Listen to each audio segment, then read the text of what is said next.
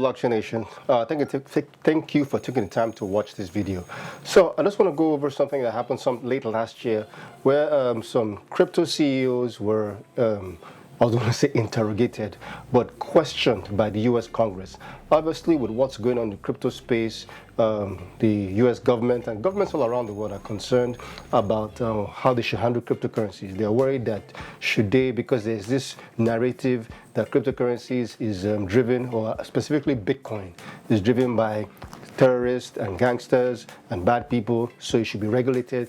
But at the same time, they do understand that cryptocurrencies and blockchain technology is Web 3.0, which is the next iteration of the internet, and how America has become a global power and has become a very prosperous country because it's always at the forefront of innovation, whether it's the industrial age and obviously today with the crypto space. They are concerned about what kind of regulation they should adopt to apply to Bitcoin, which is why they have conferences like this or talks like this.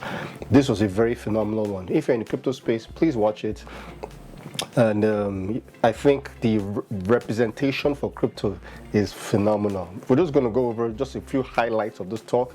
There's this video on CNET, which was pretty much a summary in 12 minutes of all the highlights. I mean, the full video is here. If you want to watch it, watch CEO Testify before conference. It's actually 4 hours, almost 5 hours. But there's also a shortened version where they took highlights of the talk, and you can watch it here. So before we watch it, let's just go over the CEOs that were I keep on almost saying interrogated, but it sounds like an interrogation, questioned by Congress. Let's start by looking at the Jeremy Allaire. Jeremy Allaire is the CEO of a company called Circle. He is one of the, I liked all that he talked about. He's known for creating a web development tool called Cold Fusion. Now, Cold Fusion, if you know a company called MySpace back in the day, originally MySpace was built by Cold Fusion. So if you have somebody who was at the early stage of the internet during the days of MySpace, which came before, even before Facebook, Mr. Jeremy Allaire, who has his own company called Circle, and he's the CTO, served as CTO of Micromedia, now he's the CEO of Circle, and now he's a representation in the crypto space. Then trust me, as he saw that trend back in the day, now he's also seeing this trend now. So we'll go over them real quick. Next is a man named Sam Bankman-Fried. Sam Bankman-Fried has a net worth of 24.5 billion. Obviously one of the richest people in crypto, very innovative, smart young man that is doing amazing things. CEO of FTX. If FTX is huge, FTX just partnered with or just bought the Miami Heat Stadium, and I can go on and on about the great things that FTX has done. Third is Mr. Brian P. Brooks. To me, this guy was one of the most impressive people at this talk. Now, he has a very impressive CV. He's worked for One West Bank, at Fannie Mae, at Coinbase. Obviously, he's now at Bitfuel, where he's the CEO. But at one time, he was working in government. He was working in the controller of the currency, the OCC. And this was, I believe, during, when was this? When it was just Secretary of the Treasury designated book. Sorry, excuse me. I almost said he was the Secretary of Treasury, but no. But it's then Secretary of the Treasury designated Brooks as the OCC's first deputy controller. And this guy is a really smart guy. So he's been in the government side, and now he's in the private sector, and he's one of the most impressive people to me. Next, we have Charles Casarea, who's the CEO and founder of Paxos. Charles Casarea has a very impressive background too. As you can see, you can go through his resume and see what he's about. But is somebody who was started as analyst of Bank of America, and he's been in the finance space for a long time. Paxos is CEO, founder for over 7 years. And there's a book that I read recently. It wasn't so called, what's it, Bitgold? I'll put the link below. Where it talks about Paxos' influence in the Bitcoin space. Somebody that's very influential, and he's done a lot there. And of course, we have Danielle Dixon, who's the CEO of Stellar. As you can see, she was at Mozilla for 9 years. She was at Yahoo, and the list goes on and on, the University of California. And she has a very impressive background. And she's now the Chief Executive Officer at Stellar Development. And last but not least, we have Alexia Hayes, or Has, hope I said that well, CEO of Coinbase Inc. and the CFO of Coinbase Global, as you can see. So now that we've gone over their profiles, let's go over the chat talks real quick. So this was an interesting ask.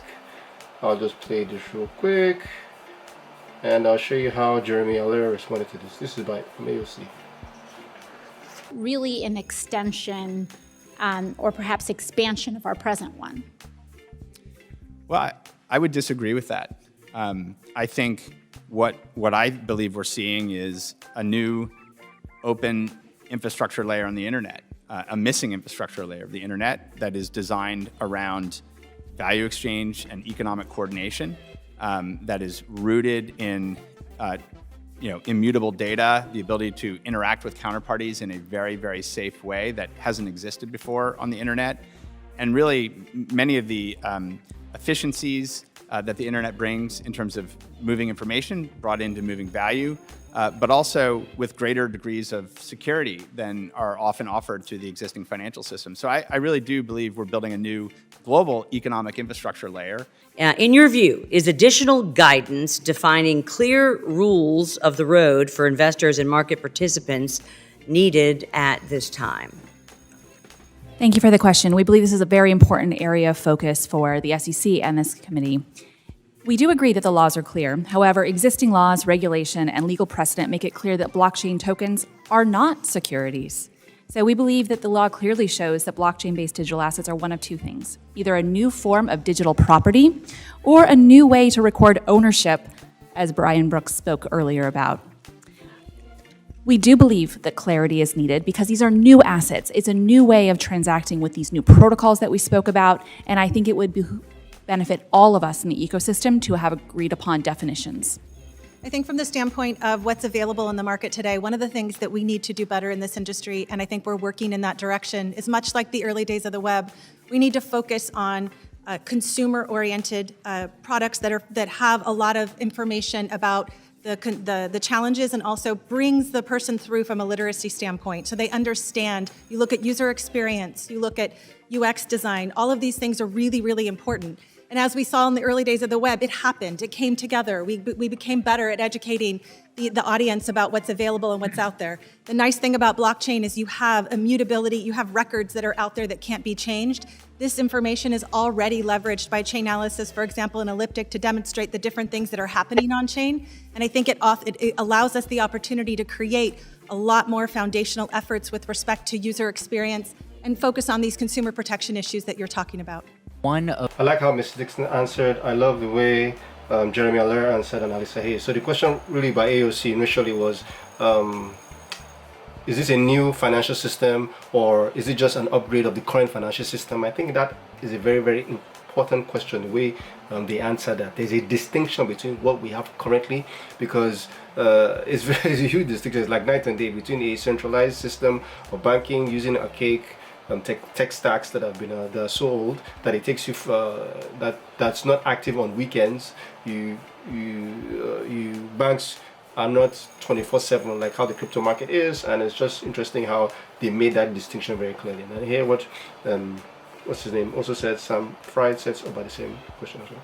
Of the really innovative properties of cryptocurrency markets are 24/7 risk monitoring engines. We do not have overnight risk or weekend risk or holiday risk in the same way traditional assets do, which allow risk monitoring and de-risking of positions in real time to help mitigate volatility. We've been operating for a number of years with billions of dollars of open interest. We've never had customer losses, clawbacks, or anything like that, even going through periods of large movements in both directions. We store collateral from our users in a way which is not always done in the traditional financial ecosystem to backstop positions. And the last thing that I'll say is if you look at what precipitated some of the 2008 financial crisis, you saw a number of bilateral, bespoke, non-reported transactions happening between financial counterparties, which then got repackaged and re-leveraged again and again and again, such that no one knew how much risk was in that system until it all fell apart. If you compare that to what happens on FTX or other major cryptocurrency venues today, there's complete transparency about the full open interest. There's complete transparency about the positions that are held. There's a robust, consistent risk framework applied, and we're excited to work with the CFTC on our U.S. licensed and regulated venue to bring a lot of this to U.S. customers as well. Very, very important question. So, like what you mentioned about the in 2008 global financial crisis was because mortgage-backed securities were over-leveraged and nobody knew what was going on, or like in the crypto space that is 24/7 and is transparent. So that was a very, very good response by some friend. Hey. As digital assets become more common in the global marketplace, with the total digital asset market reaching almost $3 trillion, as Ranking Member McHenry just said, how do we ensure the U.S. dollar remains the reserve currency? Well, Mr. Lukemeyer, it's terrific to see you again, and I'd give you a couple of thoughts on that important question. One is, if we start with stable coins before we talk about other crypto assets, I've said for a long time that the secular reduction in dollar holdings as a percentage of global central bank holdings is alarming. And this has been going on for more than 10 years at this point. So dollars as a share of the European Central Bank, the Japanese Central Bank, et cetera, has shrunk from 80+% to more like 60+% in a short amount of time. What that tells me is that in the future, with the rise of China and other major economies, the US dollar can't take its primacy for granted, and we need to start thinking about competing on utility, on features, not just based on a post-World War II monetary system that we could take for granted for the last 2 generations. And that's one of the reasons that I've been such a supporter of internet-enabled dollars, which allow us to compete on features, not only on history. I think that's really critically important. The second thing I would tell you is, as we enter year 11 or 12 of a highly inflationary environment, after all, we've been printing enormous numbers of new dollars since the financial crisis, there will come a time, gradually then suddenly, when the attractiveness of the dollar relative to other currencies could change. One of the benefits of the crypto economy is that it creates some counter incentives on the part of the Fed to do that kind of policy, because people will flee to other kinds of assets. And that sort of market competition is something that I think will ultimately shore up our monetary policy and keep the dollar where it rightfully ought to be, which is as the dominant reserve currency it's been for all of our lives. I love that. I love that. I mean, that's textbook. That should be framed. So obviously the US dollar is the world reserve currency, and he was asking questions about what will happen if people begin to shift from dollar, which is inevitable anyway. But I like the way he framed that and answered the question. I thought that was, gosh, I'm falling over the place. I thought that was pretty brilliant. And like I said, Brian Brooks really impressed me on this talk. He was one of the most impressive talks. So let's just quickly go over 2 more comments. I'll just go over this. Another question that's asked to Brian, directly to Brian Brooks, and it's here. Can you talk about some of the negative consequences that could happen if we take a heavy-handed approach to regulating this developing technology? Well, I come back to Mr. Vargas's question a second ago, which I think is the right way to answer your question. You know, Mr. Vargas asked the question of people have the potential to lose a lot of money. These things are volatile, they're risky. How do we protect them from those kinds of issues? There are 2 ways of answering that. One is to prevent as many people as possible from accessing this amazing technology. For example, the way the current legal regime works is certain kinds of assets can only be purchased by accredited investors, meaning rich people. So the only people who can get rich on this are people who are already rich. That'd be one way of protecting people from losing money, is to make sure that only the richest can access it. Another way of addressing it would be to make it safer the way that we made equities safer 40 years ago, right? We created mutual funds, diversification, sector funds, and other things that make it easier for regular Americans from places like my hometown in Colorado to buy equities without having to be stock experts. Strangely, in the US, we've refused to do that so far. So we don't allow crypto mutual funds. We don't allow people to diversify the way that they do in Canada, Germany, Singapore, the United Arab Emirates, and a series of other regulated economies around the world. So I would argue the way to win is to bring more people into the system more safely, not to keep them out at their own peril. That was a good one. So before I go into this talk, that was a great way of answering that question. Like, why the way the current financial system works, if you're not an accredited investor, you can't invest in some particular stocks, bonds, or whatever, or investments. But he's saying that why do it that way when you can just open it up the same way mutual funds have been open, as opposed to saying you want to adopt the same approach to crypto and prevent people from investing in crypto. So I represent the South Bronx, which is often said to be the poorest congressional district in America, and of greatest concern to me are the use cases of crypto that would improve the lives of the people of the South Bronx. I represent a heavy population of immigrants who often pay predatory fees in order to send remittances to their loved ones abroad. So what can crypto, blockchain, Web3 do for that Dominican immigrant in the South Bronx who is burdened by remittance fees that she cannot afford? How much more affordably and quickly can the crypto economy facilitate remittances? Mr. Cascarilla, if you could take that question and please be specific. Yes, thank you for the question. I think this is a really important element of the technology, which again is that it's open to anybody. You don't need to have a bank account. You don't need to, in fact, rely on any intermediary. So somebody who's an immigrant and wants to send a remittance to a family member in another country is able to do that. And there's ways to do it with both crypto and to do it with a stable coin. And all you need to do is download a wallet, and then you can send it to somebody else anywhere in the world.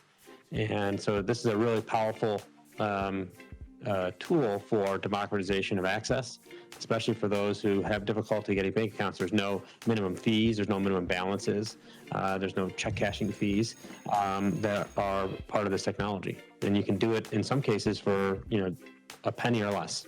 That was great by Charles Cascarilla. I don't know if I showed his resume, but he is, I mentioned that he's very, very involved in the crypto space, and I like the way he answered that. Remittances is huge. Remittances is a way of people sending money from different parts of the world back home, whether you live in, maybe you live in the US, you're sending home South America, and between Western Union and other companies like that, they are making so much money from those people. And sometimes you're sending over 10, you're being charged over 10 or 15% of what you are trying to send in fees, which is ridiculous. But with Bitcoin, you can send the transactions at ease. This is the last question, and the answer, this was directed to the CEO of Stellar, which was Daniel Dixon, which is more of a Stellar. I think she was referring more to Stellar's consensus algorithm, but this is a question that people ask all the time, and specifically targeted towards Bitcoin. Here it is. One Bitcoin transaction, a single purchase, sale, or transfer uses the same amount of electricity as the typical US household uses in more than a month. And so this is really outstanding to me, and many folks do not know this, many Americans and folks that are talking about this issue. And so Ms. Dixon, can you explain why for a cryptocurrency like Bitcoin that rely on proof of work model mining is such an energy intensive process? Thank you for the question. This is a really important area, obviously, in terms of sustainability and the focus on what we do in this space. We should always be trying to do it better and much more efficiently. In Bitcoin is the proof of the way that Bitcoin consensus is achieved is through really complicated math equations. And so there's a lot of energy that's needed to be used to be able to make that happen. I know best about the consensus mechanism on Stellar, which is the Stellar Consensus Protocol, which can be done on a very small computer, any of the ones that you have in front of you. And we had a University of London did a study on the Stellar network itself, and the network is low in terms of energy consumption. It's around 0.00022 kilowatts per hour for each transaction. That's less than a transaction for Visa. So that's a really important comparison for us all to think about. So not every consensus mechanism is proof of work or proof of stake. Again, there are many, many different ones out there, and depending on the mechanism, it depends on the energy consumption. But it's definitely important for us to be able to try to do this better, more efficiently, and to consider the sustainability concerns around it. So our answer was directed towards the question was directed towards Bitcoin and Bitcoin's energy usage. Yeah, she answered it well, but she focused on how Stellar doesn't use as much energy as Bitcoin. But with Bitcoin, I mean, this whole energy debacle, I've done a video about this, so I won't go into too much detail, but you should watch that video. And this is just something that people always bring up about Bitcoin and say it uses so much energy, which is not necessarily the case, because how do you, the way we see it, the energy used to process a single transaction is more than it takes to light up a single American home, which is not very, very accurate. Okay, I did a video about that, so you can watch that and you can get more information about that. But this is very exciting. When very, very bright people are talking about Bitcoin, and you have people who are captains of the industry, huge finance background, and they are representations in this crypto space. I mean, there was not one question that came around their way that, in my opinion, they did not answer with clarity, and even made me more of a believer about Bitcoin. A company or an industry is only as good as its leaders, the early adopters of the internet, the Zucks, and the Bill Gates of the world, and the Steve Jobs carried the internet to the first phase of tech to where it is today. And I think these great leaders in crypto space are going to do amazing things for crypto and for blockchain technology, in my opinion. Till next time, all I like to say, my wish for you is that you learn more about crypto, because crypto is changing and will change the world. And those who get involved early, in my personal opinion, will greatly impact the future. And if that issue, let's go change the world. If you would like to create more awareness for your brand or content, or you would like to earn additional income, register now on www.Kleekey.com. The more you share, the more you earn. Cliquey.